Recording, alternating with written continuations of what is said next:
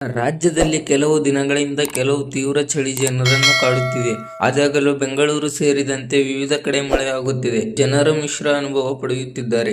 ಈ ನಡುವೆ ಬೆಂಗಳೂರು ಹಾಗೂ ಸುತ್ತಮುತ್ತಲಿನ ಪ್ರದೇಶಗಳಲ್ಲಿ ಮುಂದಿನ 24 ಗಂಟೆಗಳವರೆಗೆ ಮೋಡ ಕವಿದ ವಾತಾವರಣ ಇರಲಿದೆ ಎಂದು ಹವಾಮಾನ ಇಲಾಖೆ ಮಾಹಿತಿ ನೀಡಿದೆ. ಇಂದು ಯಾವ ಜಿಲ್ಲೆಯಲ್ಲಿ ಹವಾಮಾನ ಹೇಗಿದೆ ನೋಡೋಣ ಬನ್ನಿ. ಬಂಗಾಳದಲ್ಲಿ ಉಂಟಾಗಿರುವ ಲೋ ಪ್ರೆಷರ್ ನಿಂದಾಗಿ ದಕ್ಷಿಣ ಭಾರತದ ಹಲವು ರಾಜ್ಯಗಳಲ್ಲಿ ಮಳೆಯ ಪ್ರಮಾಣ ಹೆಚ್ಚಾಗಿದೆ. ಪರಿಣಾಮ ಕರ್ನಾಟಕದ ವಿವಿಧ ಭಾಗಗಳಲ್ಲಿ ಮಳೆಯಾಗಲಿದೆ. ಈ ಕಡೆ ಕರಾವಳಿ ಕರ್ನಾಟಕ ಮತ್ತು ದಕ್ಷಿಣ ಒಳನಾಡಿನಲ್ಲಿ ಈಶಾನ್ಯ ಮಾನ್ಸೂನ್ ಸಾಮಾನ್ಯವಾಗಿದೆ. ನಗರದ ಕೆಲವು ಭಾಗದಲ್ಲಿ ಬೆಳಗಿನ ಜಾವ ಮಂಜು ಬೀಳುವ ಸಾಧ್ಯತೆ ಇದೆ. ಗರಿಷ್ಠ ಮತ್ತು ಕನಿಷ್ಠ ತಾಪಮಾನ ಕ್ರಮವಾಗಿ 27 ಡಿಗ್ರಿ ಸೆಲ್ಸಿಯಸ್ ಮತ್ತು 20 ಡಿಗ್ರಿ ಸೆಲ್ಸಿಯಸ್ ಸೇರಿರುವ ಸಾಧ್ಯತೆ ಇದೆ ಎಂದು ತಿಳಿಸಲಾಗಿದೆ. ಇದರೊಂದಿಗೆ ಕರಾವಳಿಯ ದಕ್ಷಿಣ ಕನ್ನಡ, ಉಡುಪಿ, ಉತ್ತರ ಕನ್ನಡ ಜಿಲ್ಲೆಯ ಕೆಲವೆಡೆ ಹಗುರು ಮಳೆಯಾಗುವ ಸಾಧ್ಯತೆ ಇದೆ. ಉತ್ತರ ಒಳನಾಡಿನ ಜಿಲ್ಲೆಗಳಲ್ಲಿ ಒಣಹವೆ ಮುಂದುವರಿಯುವ ಸಾಧ್ಯತೆ ಇದೆ.